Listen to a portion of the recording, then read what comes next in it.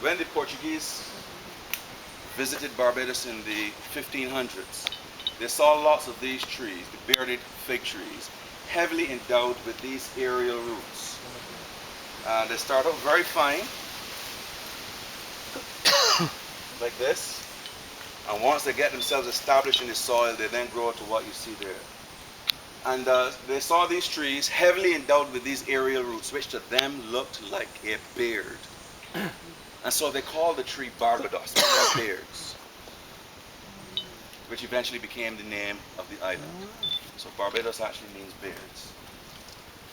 And these trees, the biggest one of these, in fact it is the biggest tree on the island, with the biggest canopy is one of these bearded fig trees. And you can have a picnic with 30 people comfortably underneath one section of the tree. The bus that brought you can park underneath another section of the tree and you won't even see the bus.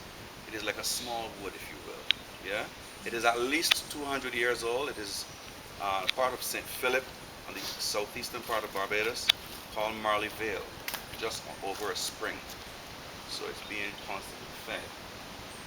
The Portuguese, of course, were not too impressed with Barbados, so they only thought to leave a number of hogs here, so that when they're passing back from Europe or going back to the Barbados, of course, is the first land mass that you'll encounter after traveling across the 3,000 miles.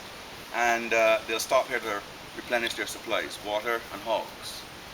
The British arrived about 100 years later from the vacant islands and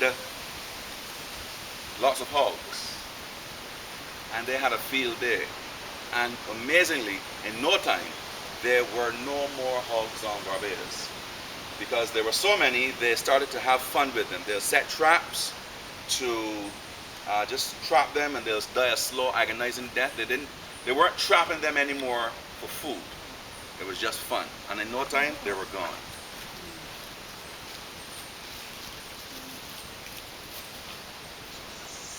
No, it's not anything peculiar to British.